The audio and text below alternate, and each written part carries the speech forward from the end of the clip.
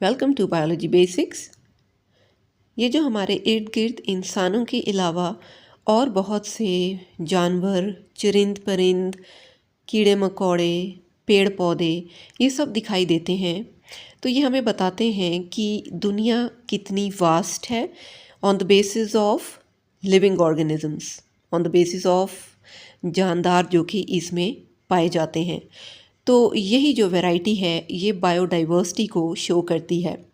Biodiversity का word biological diversity को represent करता है।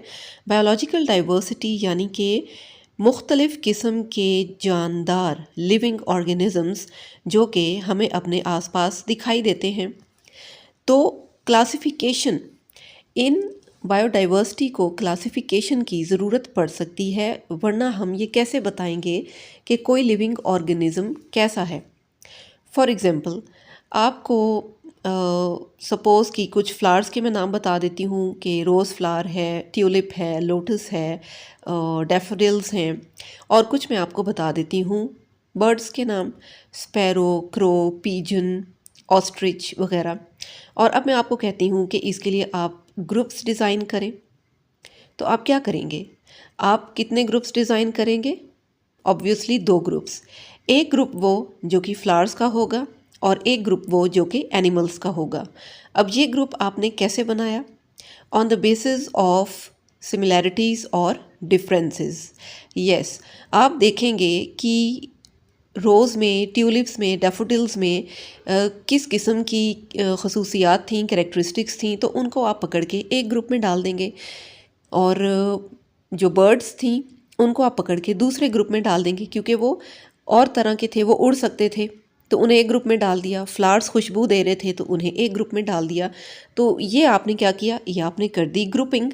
तो ग्रुपिंग करने को क्लासिफिकेशन कहते हैं, और क्लासीफाई कर देना बायोलॉजी की ही एक ब्रांच कहलाता है, टेक्सोनोमी।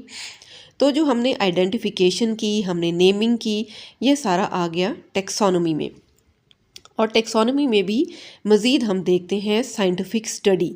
जो डाइवर्सिटी ऑफ ऑर्गेनिजम्स है उसको हम साइंटिफिकली स्टडी करते हैं और उनके एवोल्यूशनरी रिलेशनशिप्स को आपस में जो है वो कैरी ऑन करते हैं, और ये बन जाती है सिस्टमैटिक्स। मेन ऑब्जेक्टिव्स या मेन गोल्स क्लासिफिकेशन के क्या हो सकते हैं? एक तो ये कि इनमें क्या सिमिलैरिटीज़ हैं और क्या डिफरेंसेस हैं ऑर्गेनिजम्स के दरमियान।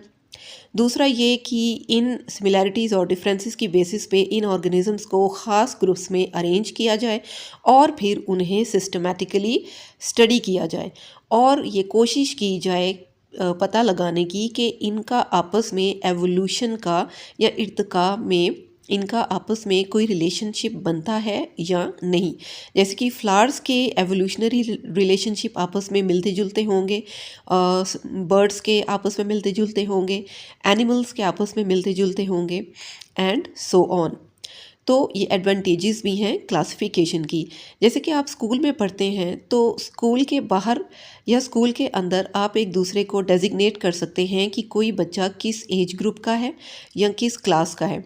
अगर स्कूल के अंदर ये क्लासेस मौजूद ना हो, यानी कि class 1, class 2, class 3, class 9, class 10, तो आपको स्कूल के अंदर भी ये पता लगाना मुश्किल हो जाएगा कि आखिर ये बच्चे कौन सी क्लासेस को बिलोंग करते हैं।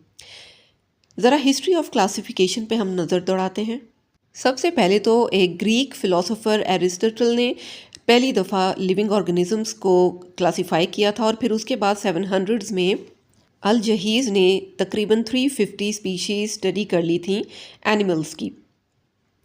तो इसके अलावा एंड्रिया कैलस्पाइनो, इन्होंने डिफरेंट प्लांट्स को 15 ग्रुप्स में डिवाइड करके जेनरा का नाम दिया था। जॉन रे ने जो भी क्लासिफिकेशन की थी प्लांट्स की उसको ख़ास पब्लिश कर दिया था ताकि लोगों तक भी ये पहुंच सके। थॉर्न फोर्ट ने इंट्रोड्यूस की थी taxa of class and species. ये क्या चीज़ है ये भी हम आगे डिस्कस करेंगे आने वाली वीडियोस में। और Carolus Linnaeus, the most important, इसने जो है वो स्पीशीज़ को ग्रुप किया था ऑन द बेसिस ऑफ उनके सेम फिज़िकल कैरेक्टर्स। ठीक है। और अर्लियर जो क्लासिफिकेशन सिस्टम थे, यानी जो सबसे पुराना क्लासिफिकेशन सिस्टम था, वो कहता था कि 2 इम्पॉर्टेंट या जो मेजर किंगडम्स हो सकते हैं, लेकिन जैसे जैसे स्टडीज़ आगे बढ़ती गई और डिस्कवरीज होती गई, तो फिर 2 किंगडम क्लासिफिकेशन सिस्टम को कैंसिल करके 3 किंगडम क्लासिफिकेशन बना दिया गया। और फर्दर जब डिस्कवरीज होती गई, इनोवेशंस होती गई, तो फिर इस 3 किंगडम क्लासिफिकेशन को भी रिजेक्ट करके 5 किंगडम क्लासिफिकेशन बना दिया गया। इन्हीं सिस्टम्स को वन बाय वन डिस्कस कर लेते हैं।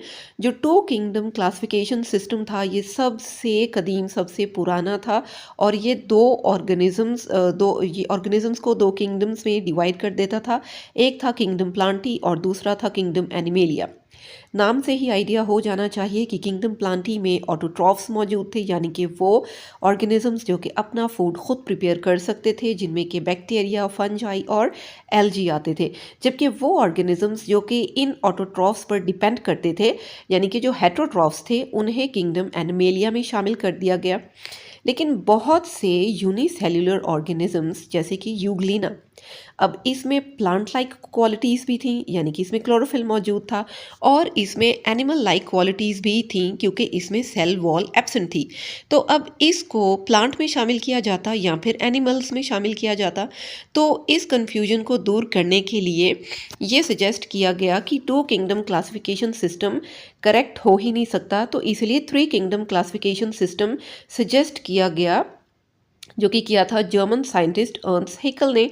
और प्रोटिस्टा जो है वो बना दिया गया एक नया, आप कह लें कि किंगडम, और इसमें यूग्लिना जैसे डिफरेंट यूनिसेल्युलर माइक्रोस्कोपिक ऑर्गेनिजम्स को शामिल कर दिया गया।